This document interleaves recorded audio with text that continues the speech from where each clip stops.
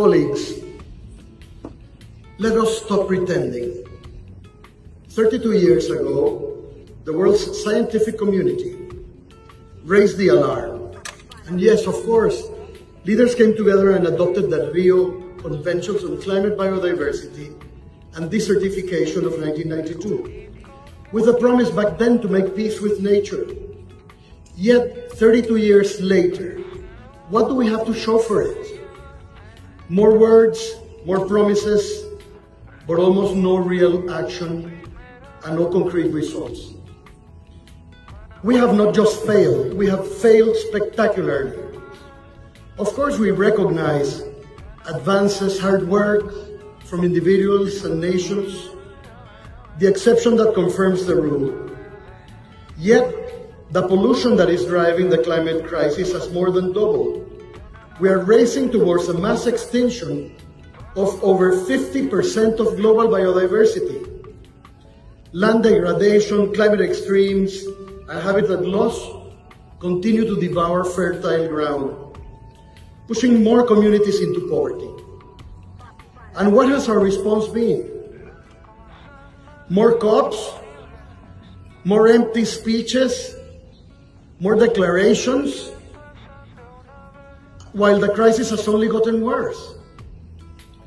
Let's not sugarcoat it. We are presiding over the destruction of our planet. Making peace with nature is not optional. It is a moral imperative. I would say it is the moral imperative of our times. And yet, the system we have put in place to solve this crisis has become part of the problem. The endless processes, the layers of approval, the countless meetings. We've created a machine that's more focused on procedure than progress. 32 years, dozens of COPs, and yet here we are, still stuck. How much more time will we lose? No more empty consultancies, no more endless rounds of negotiations that get us nowhere. The world doesn't need more frameworks. It needs results, bold, decisive, concrete actions and results. Which is why in January 2025, Panama will present our Nature Pledge, a groundbreaking step unifying our climate, biodiversity, and desertification commitments into one single document.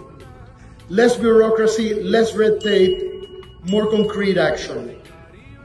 I propose that every country present here today at Cali commit to a similar approach and commit especially to an immediate national program for combating deforestation and habitat and biodiversity loss at home.